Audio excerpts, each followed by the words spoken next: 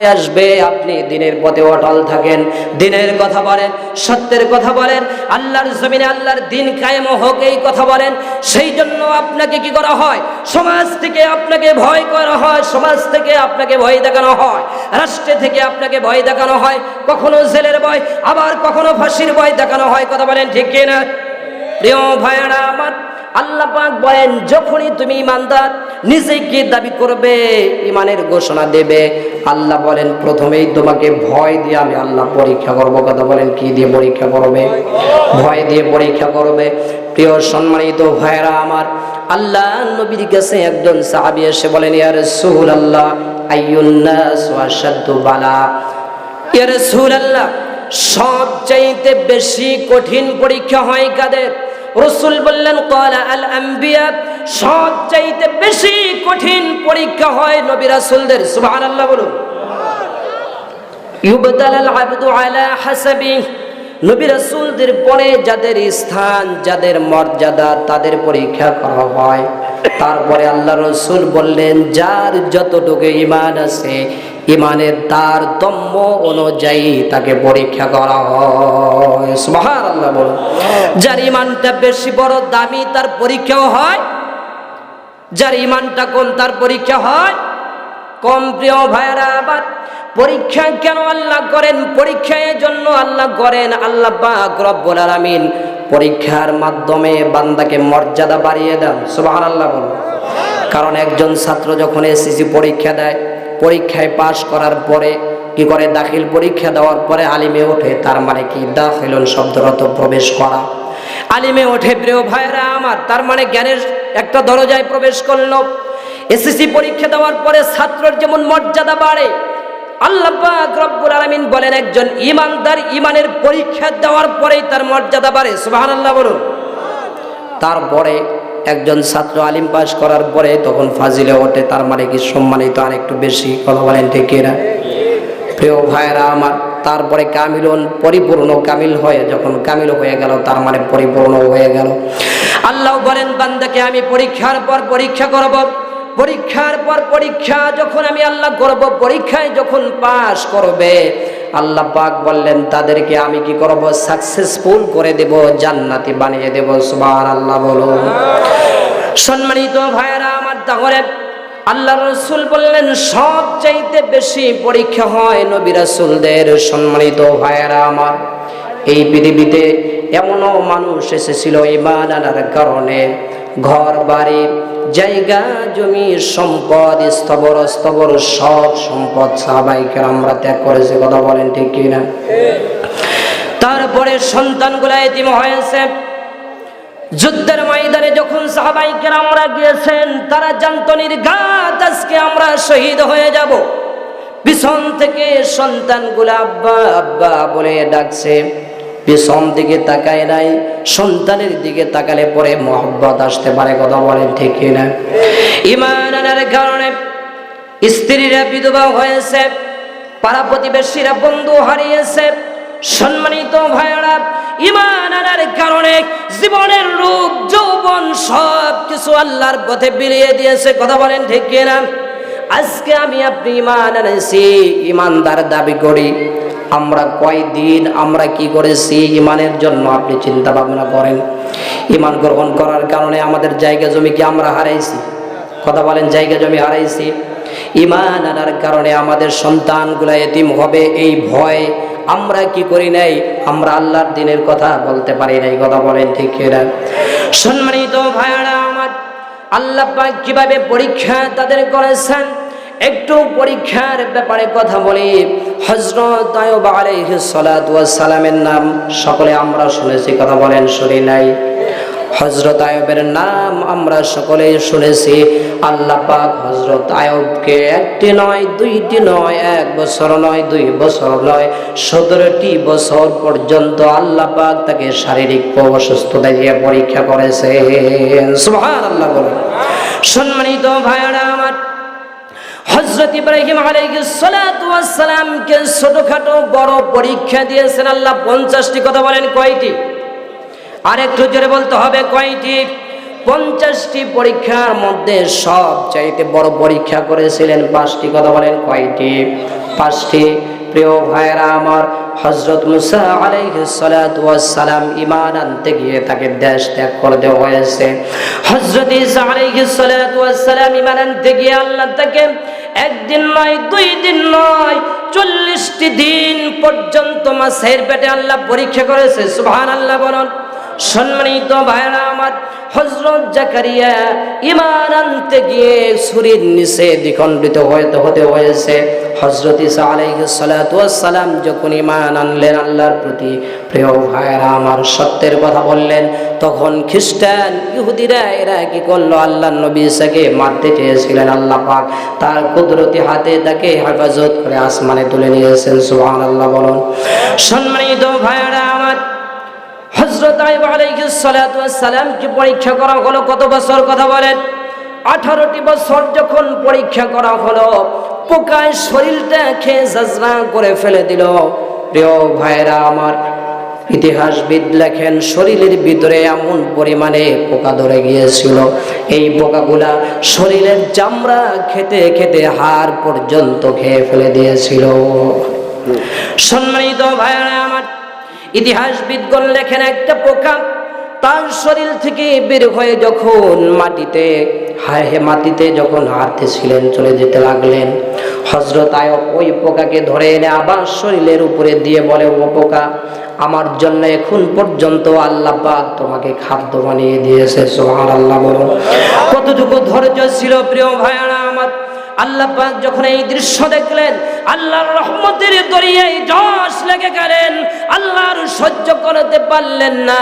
প্রিয় সম্মানিত ভাইরা, যেই জিহ্বা দিয়ে, যেই মুখ দিয়ে হযরত আইয়ুব আলাইহিস সালাতু ওয়াস সালাম আল্লাহর প্রশংসা করতেন, অবশেষে সেই জিহ্বাটার ভিতরে যখন পোকা লেগে গেল, আর আইয়ুব সহ্য করতে পারলেন না। প্রিয় ভাইরা আমার, কেন? কারণ আইয়ুব অতিষ্ঠ হন নাই, কারণ যেই জিহ্বা দিয়ে আল্লাহর প্রশংসা করেছেন সেই জিহ্বায় পোকা ধরে গেছে। যতদিন আইয়ুব আলাইহিস সালাতু ওয়াস সালামের জবান দিয়ে আল্লাহর প্রশংসা করেছেন, ততদিন পর্যন্ত আইয়ুবের খারাপ লাগে নাই। কিন্তু যখন জিহ্বায় পোকা ধরে গেল, আইয়ুব আল্লাহকে আর ডাকতে পারে না। তখন আল্লাহ পাক রব্বুল আলামিনের কাছে আইয়ুব ডেকে বললেন, রব্বাহু আন্নী মাসসানি আদ-দুররু ওয়া আনতা আরহামুর রাহিমিন। আল্লাহু আকবার বলুন।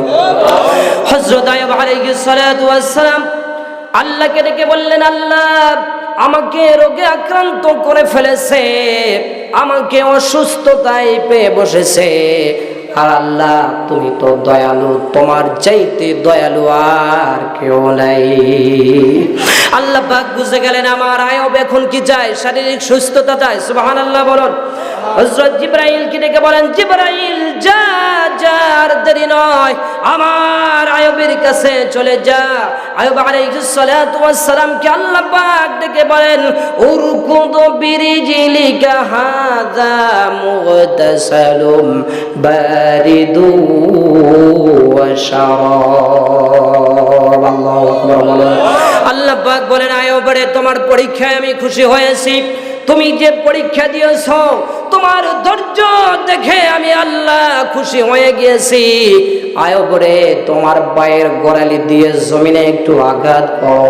প্রিয় ভাইরা আমার, সেদিন আইয়ুব আলাইহিস সালাতু ওয়াস সালাম ডেকে বলেছিল, আল্লাহ, সবাই বলেন আল্লাহ, আল্লাহ তুমি তাকিয়ে দেখো, আমার শরীরের এমন কোনো জায়গা নাই পোকায় খেয়ে জাজরা করে ফেলে নাই।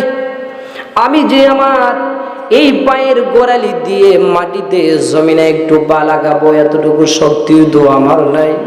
আল্লাহ বলেন, আইয়ুব রে, তোমার পাটা তুমি একটু কষ্ট করে জমিনে একটু আঘাত করো। আইয়ুব আলাইহিস সালাতু ওয়াস সালাম কষ্ট করে তিনি কি করলেন, তার পাটা একটু জমিনের উপরে রাখলেন। আল্লাহ পাক পায়ের নিচে কি করলেন, একটা সুন্দর ঝর্ণা প্রবাহিত করে দিলেন। সুবহানাল্লাহ। এই ঝর্ণার পানি আইয়ুবকে খেতে বললেন। আইয়ুব আলাইহিস সালাতু ওয়াস সালাম এই পানি যখন খাইলেন এবং শরীরে যখন এই পানি দিয়ে গোসল করলেন, আল্লাহ পাক রব্বুল আলামিন বলেন ফাস্তাজাবনা লাহু ফাকাশাফনা মা বিহি মিন দুর। আল্লাহু আকবার বলুন। আল্লাহ পাক বলেন আমি আইয়ুবের শারীরিক সুস্থতা দান করলাম। আইয়ুব আলাইহিস সালাতু ওয়াস সালামের ধৈর্যের কারণে সে যে তার কি ছিল ধন সম্পদ হারিয়েছিল, আমি তার ধন সম্পদ ফিরিয়ে দিলাম। স্ত্রী হারিয়েছিল, আমি আল্লাহ আবার তাকে স্ত্রী দান করলাম। যৌবন হারিয়েছিল, আমি আল্লাহ আবার আমার আইয়ুবকে যৌবন দান করলাম। সুবহানাল্লাহ বলুন। ইন্না ওয়াজাদনাহু সাবিরান নি'মাল আবদু ইন্নাহু আওয়াব। আল্লাহু আকবার বলুন। আল্লাহ পাক বলেন আমার আইয়ুব ছিলেন ধৈর্যশীল ব্যক্তি, আমার আইয়ুব ছিলেন আমার উত্তম বান্দা।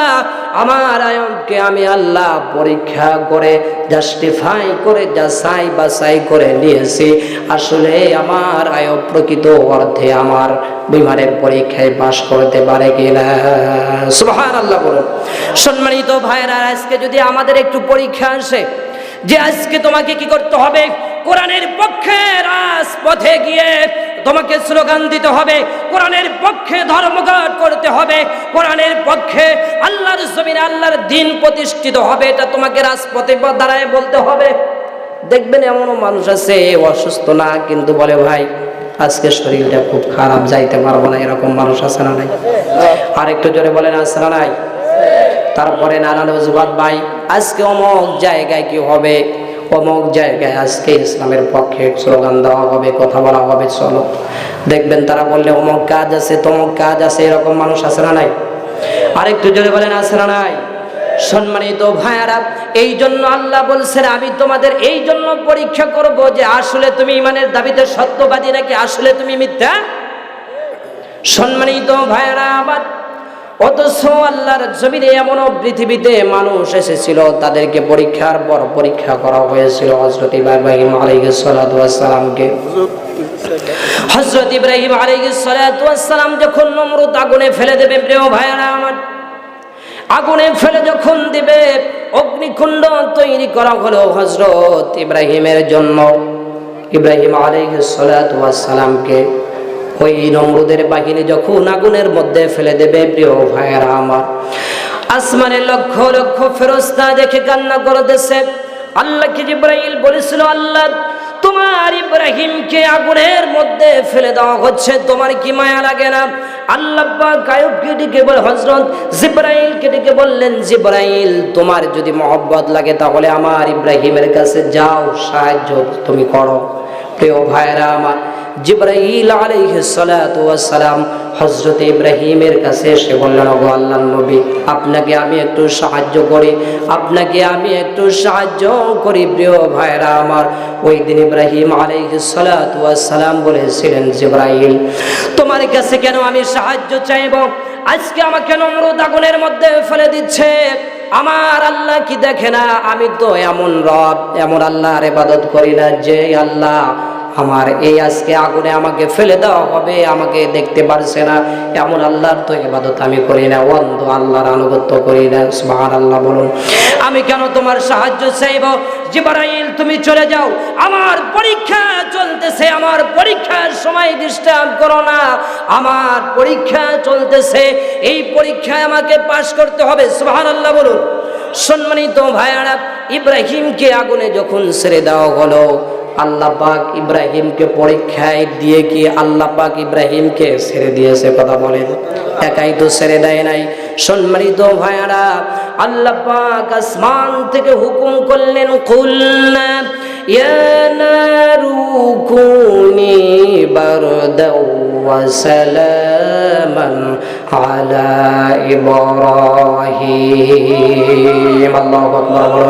আল্লাহ পাক আগুনের প্রতি নোটিশ জারি করলেন, আগুন রে আমার ইব্রাহিমের জন্য তুমি শীতল হয়ে যাও, আমার ইব্রাহিমের জন্য তুমি ঠান্ডা হয়ে যাও। সুবহানাল্লাহ বলুন।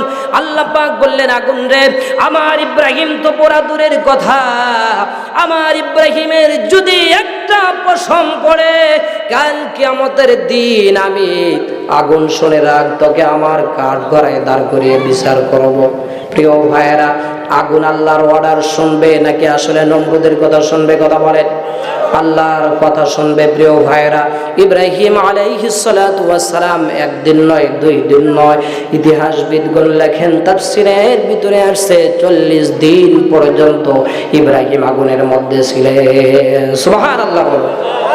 সম্মানিত ভাইয়েরা আমার, নমরুদ দেখতে পারলেন ইব্রাহিমকে আগুনে পোড়ানো হলো, ইব্রাহিমকে অগ্নিকুণ্ডে দেওয়া হলো, কিন্তু ইব্রাহিম পড়ে না। সুবহানাল্লাহ বলুন।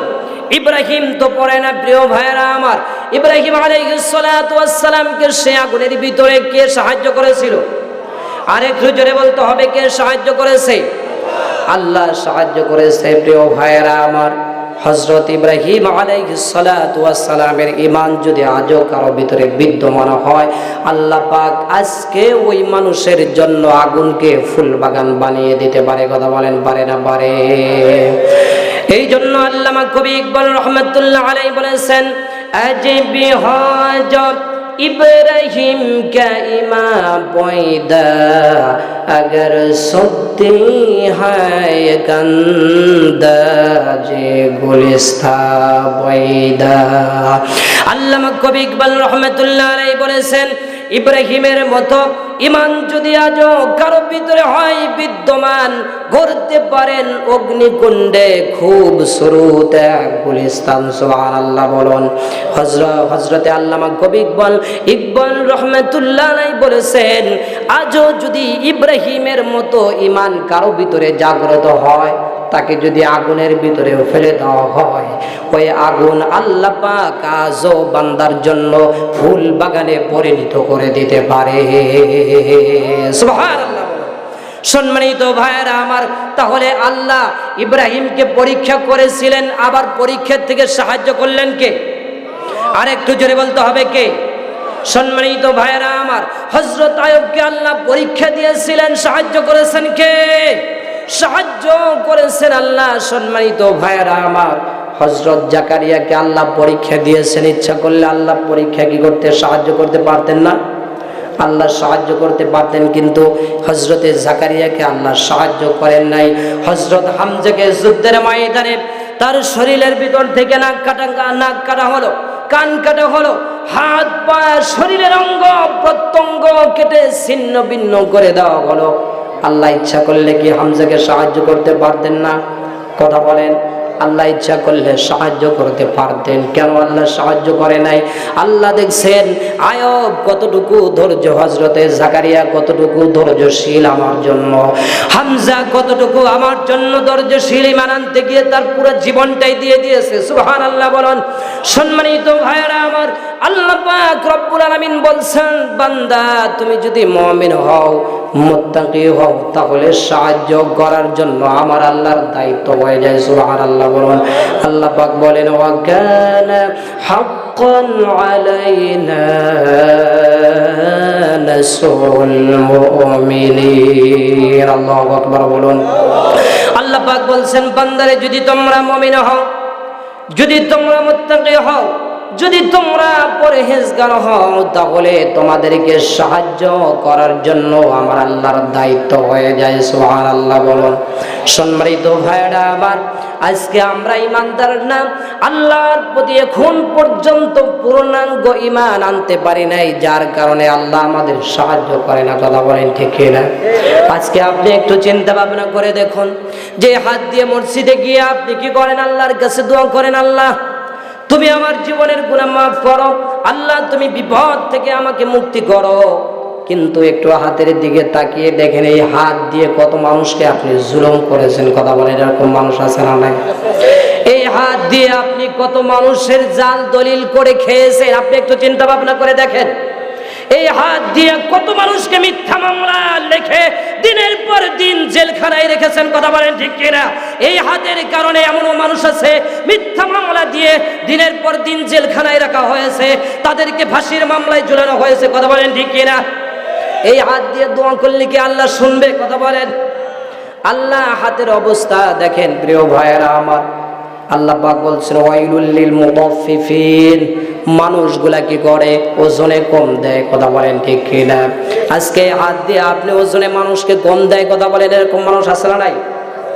এই যে আপনাদের এখানে কি বাজার, জামুর কিনা কি এটা, এই যে এখানে একটা বাজার আছে, সকাল বেলা গিয়ে আপনি গরুর গোশত কেনেন 2 কেজি, বাড়িতে এনে মাপ দিবেন, দেখবেন 200 গ্রাম নাই, কথা বলেন আছে না এরকম, 200 গ্রাম নাই। আবার সরিষা বলেন, দান বলেন, 1 মণ বাজারে নেন, আপনি 1 মণ নেওয়ার পরে আবার 1 কেজি নিছেন, কিন্তু দেখবেন মেপে আপনার 1 কেজি কম বানায়, অথচ আপনি 1 মণ নেওয়ার পরে আরো 1 কেজি বেশি দিয়েছেন, ওরা 2 কেজি কম বানাইছে, এরকম আছে না নাই? সম্মানিত ভাইয়েরা আমার, তাহলে আপনি নিজেকে কেমনে ইমানদার দাবি করেন? আপনি যে হাত দিয়ে আল্লাহর কাছে দোয়া করেন, এই হাত দিয়ে কত আপনি পাপ করেছেন, অন্যায় করেছেন, প্রিয় ভাইয়েরা, এরকম মানুষ আছে না নাই?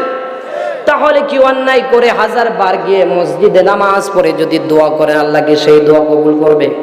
কথা বলেন, দোয়া কবুল করবে? আপনি জবান দিয়ে আল্লাহর কাছে কথা বলেন, আল্লাহর সঙ্গে, আল্লাহ তুমি আমাকে মাফ করে দাও, আল্লাহ বিপদ থেকে আমাকে উদ্ধার করো, কিন্তু আপনি চিন্তা ভাবনা করে দেখুন, আল্লাহ যা নিষেধ করেছেন এই মুখ দিয়ে আমরা তাই করি, কথা বলেন ঠিক কিনা? আল্লাহ বলেছেন তোমরা মদ খেও না, তোমরা কি করো না, নেশা করো না, তোমরা সুদ খেও না, ঘুষ খেও না, অথচ এই জবান দিয়ে আমরা, এই মুখ দিয়ে সুদের টাকা খাই, কথা বলেন খাই না খাই? এই মুখ দিয়ে আমরা ঘুষের টাকা খাই, এই মুখ দিয়ে আমরা বিড়ি সিগারেট আমরা খাই, ইয়াবা খাই, গাঁজা খাই, কথা বলেন, এরকম মানুষ আছে না নাই? তাহলে আপনার এই অপবিত্র মুখ দিয়ে যদি 1000 বার আল্লাহকে ডাকেন, আল্লাহ কি শুনবে? কথা বলেন, আল্লাহ কি শুনবে? প্রিয় ভাইয়েরা আমার, 1000 বার যদি আপনি আল্লাহকে ডাকেন, আপনার এই জবান দিয়ে আপনি যত খারাপ কাজ করেছেন, আল্লাহ পাক তো আপনার জবানের কথা শুনবে না, প্রিয় ভাইয়েরা আমার।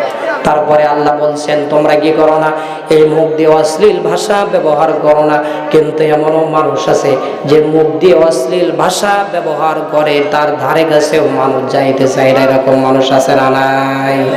অথচ আমরা নিজেকে ইমানদার দাবি করে বসে আছি, কথা বলেন ঠিক কিনা? ইমানদার নিজেকে দাবি করে বসে আছি। প্রকৃত ইমানদার ছিলেন সাহাবায়ে কেরাম, কথা বলেন কারা? প্রকৃত ইমানদার ছিলেন সাহাবায়ে কেরামদের মতো, নবী রাসূলদের মতো সাহাবায়ে কেরামরা, সাহাবায়ে কেরামদের মতো তাবেঈন, তাবেঈন, খোলাফায়ে রাশিদিন, তারপরে উলামায়ে মুতাআক্কিদিন, উলামায়ে মুতাআখিরিন। আজকের যুগেও ইমানদারদের ইমান তেমন ছিল সাহাবায়ে কেরামদের ইমানের মতো, কথা বলেন ঠিক কিনা? আমরা এমনও মানুষ দেখেছি তাকে ফাঁসি দেওয়া হবে, সম্মানিত ভাইয়েরা আমার, কিছুক্ষণ পরেই তাকে ফাঁসি দেওয়া হবে। এমনও ইমানদার আছে, ডাক্তার গিয়ে পরীক্ষা করেছে যে আসলে পেশা ঠিক আছে কিনা, কিছুক্ষণ পরেই তো তাকে কি করা হবে, মৃত্যুদণ্ড দেওয়া হবে। মৃত্যুর ভয়ে সে কি তার শরীরের ভিতরে কোনো অসুস্থতা আছে কিনা? সম্মানিত ভাইয়েরা আমার, এই পৃথিবীতে বর্তমান সময়ে এমনও মানুষ চলে গেছে, প্রিয় ভাইয়েরা আমার, তাদের শরীর পরীক্ষা করে দেখেছে তাদের শরীরের ভিতরে প্রেসারের কোনো কমতে হয় নাই, প্রেসার নাই, সুবহানাল্লাহ বলুন। তাদের ভিতরে কোনো ডর নাই, ভয় নাই। ফাঁসির রশি গলায় ঝুলিয়ে দিতে হয় নাই, তারা নিজেরাই নিয়েছে, সুবহানাল্লাহ বলুন। ফাঁসির রশি গলায় ঝুলিয়ে তারা নিজেরাই নিয়েছে। তারা জানে যে মৃত্যুটাই শুধু বাধা, মরার পরেই তো আল্লাহ পাক জান্নাত দান করবে, সুবহানাল্লাহ বলুন, সুবহানাল্লাহ। সম্মানিত ভাইরা আমার, কেমন ঈমান ছিল প্রিয় ভাইরা? হযরত ইব্রাহিম আলাইহিস সালাতু ওয়াস সালামের আরেকটা পরীক্ষার কথা বলি। আল্লাহ পাক হযরত ইব্রাহিমকে স্বপ্নে দেখালেন, তোমার প্রিয় পুত্র কুরবানি করো, সুবহানাল্লাহ বলুন। পিতাও যেমন পুত্র তেমন। হযরত ইব্রাহিম আলাইহিস সালাতু ওয়াস সালাম তার সন্তানের কাছে গিয়ে বললেন, ক্বালা ইয়া বুনাইয়া ইন্নী আরা ফিল মানামি আন্নী আযবাহুকা ফানজুর মাযা তারা। আল্লাহু আকবার বলুন। হযরত ইব্রাহিম তার প্রিয় পুত্র ইসমাঈলকে গিয়ে বলেন, ওগো আমার সন্তান, আমি স্বপ্নে দেখলাম তোমাকে জবেহ করতেছি, ফানজুর মাযা তারা। আমি স্বপ্নে দেখলাম তোমাকে আমি জবে করতেছি। প্রিয় ভাইরা আমার, ইসমাইল আর কোনো কথা বললেন না, কারণ ইসমাইল জানে আমার পিতা বৃদ্ধ বয়সে আমি তার একমাত্র সন্তান ছিলাম, প্রিয় মহব্বতের। আমার পিতা আমাকে এমনি জবে করবে না, আল্লাহ পাক অর্ডার দিয়েছে, যার কারণে আল্লাহ পাক রব্বুল আলামিন আমার পিতাকে জবে করার জন্য বলেছে, সুবহানাল্লাহ বলুন।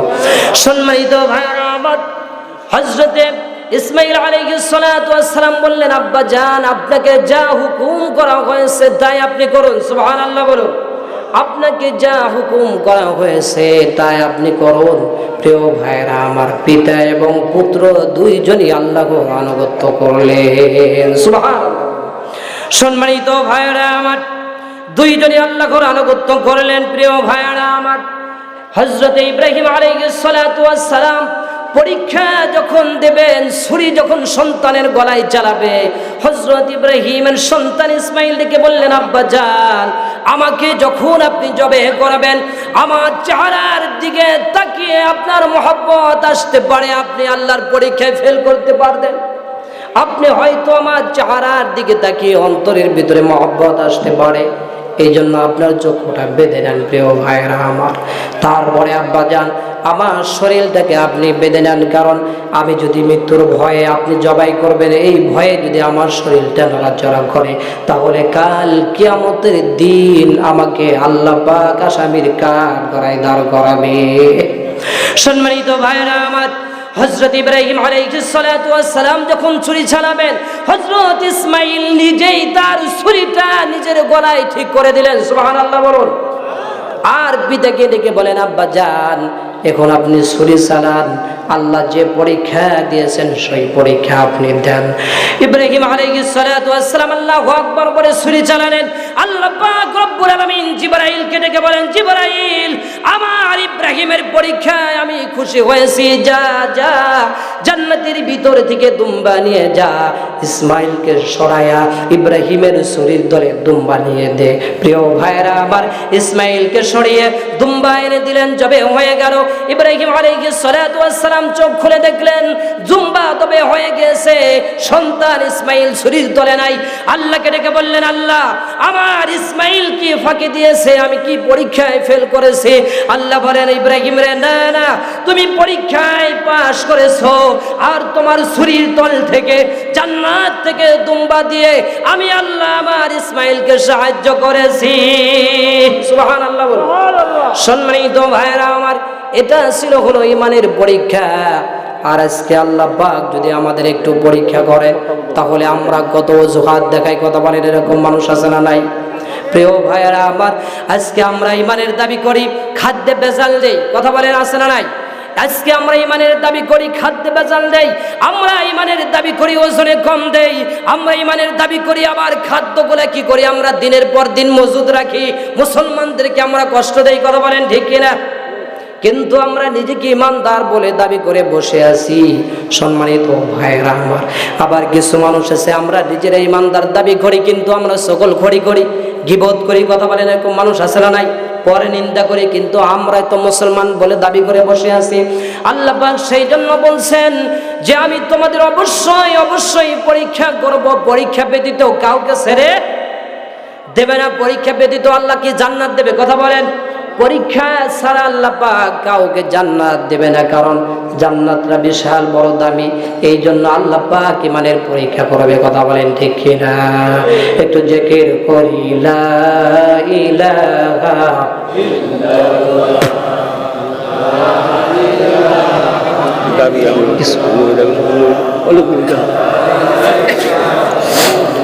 আর জোরে লা ইলাহা